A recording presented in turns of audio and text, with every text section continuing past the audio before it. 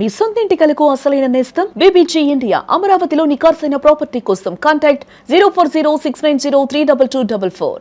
రాష్ట్రానికి మనుషులందరూ ఇక్కడ ఉంటారు, మనసులంతా భారతదేశంలో వదిలేసి వస్తారు. మోడీ గారు అంటే మనం ఇప్పుడు మాట్లాడడానికి అవ్వలేదు కానీ మేము ఒక గ్రామంలోకి వెళ్ళేసరికి మామూలుగా అదర్ పార్టీస్ నుంచి వచ్చిన వాళ్ళే వచ్చి మా దగ్గర జాయిన్ అవ్వడం, మాతో సపోర్ట్ చేయడం. మొన్నటి వరకు చెప్తున్నారు మేమేమీ ఎఫర్ట్ పెట్టలేదు అని అనుకునేవాళ్ళం. ఆ బ్యాక్ ఎఫర్ట్ అంతా మీ అందరిది. ప్రపంచంలో ఎక్కడెక్కడ ఉన్నా వాళ్ళ చుట్టాలందరినీ కూడా కలిపి అదే పని మీద పొద్దున్న లేసే సాయంత్రం వరకు కంటిన్యూస్ గా మానిటర్ చేసుకుంటూ అందరినీ మోటివేట్ చేసుకుంటూ చాలా కష్టపడి అందరినీ తీసుకురావడం, ఈ కూటమికి సపోర్ట్ చేశారు. ఇది ఈ 2024లో చాలా క్లియర్ గా కనపడింది. చాలా ఎంత క్లియర్ గా కనపడిందంటే ఏ పార్టీ గెలవాలన్నా మేమేమీ ఎఫర్ట్ పెట్టలేదు అని అనుకునేవాళ్ళం. బ్యాక్ ఎఫర్ట్ అంతా మీ అందరిది.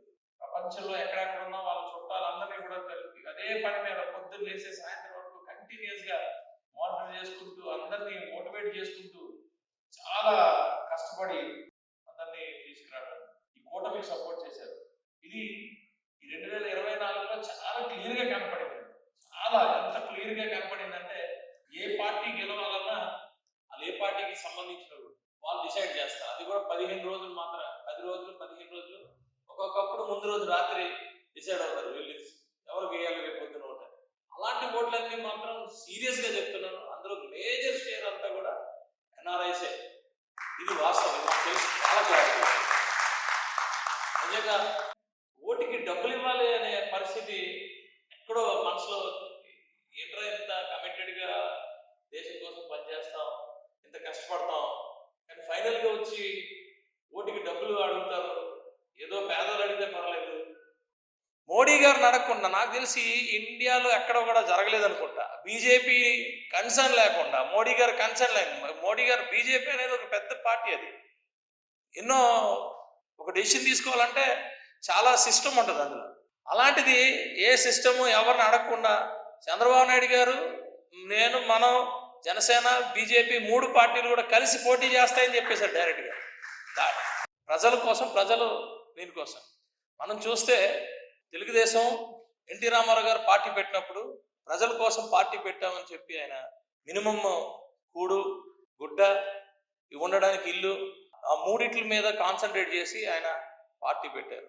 అలాగే బీజేపీ, అలాగే ఈరోజు జనసేన, ఇవన్నీ ఒక రకంగా పార్టీలు పెడితే కేవలం నాకు ముఖ్యమంత్రి అవ్వలేదు కాబట్టే నేను ఒక పార్టీ పెట్టుకుంటానని చెప్పి కాంగ్రెస్కి వ్యతిరేకంగా వెళ్ళి ముఖ్యమంత్రి అవడం కోసం పార్టీ పెట్టుకున్నా, వైసీపీతో పోరాటం చేస్తాను. డెఫినెట్గా ఎస్, ప్రజాస్వామ్యబద్ధంగా, రాజ్యాంగబద్ధంగా పెట్టిన పార్టీలు 3 కూడా ఎప్పటికీ కలిసే ఉంటాయి, అందులో డౌట్ లేదు. ఒకవేళ పోటీ చేసుకోవడం జరిగితే అది ప్రజాస్వామ్యబద్ధంగా పోటీ చేసుకుంటాం, కానీ చెట్లు 100-200 years చెట్లని కూడా ఎక్కడ పడడానికి నేను ఒప్పుకోను.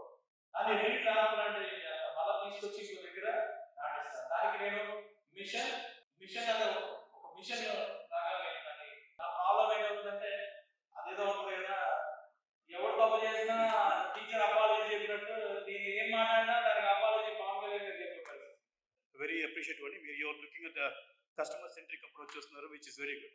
Thank you for your leadership. And meer ichina ee dhairyanto confidence lo we can confidently say that from here onwards we will also be continue to support you either from UK or global platform. We will contribute towards all the success Janasena and the Kotami parties even now we see that we need to different easy place. I never get to hear the not always thank you so much. Representative of Alliance, that's most important thing. So in representative